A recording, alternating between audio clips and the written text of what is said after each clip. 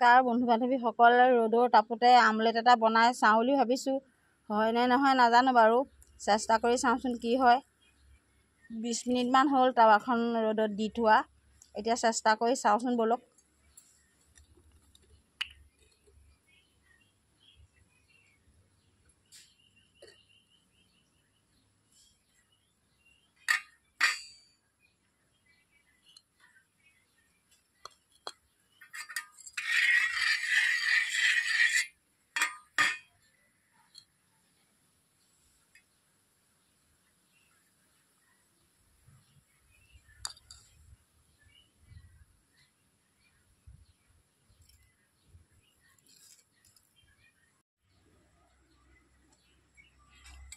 এয়া চাওক,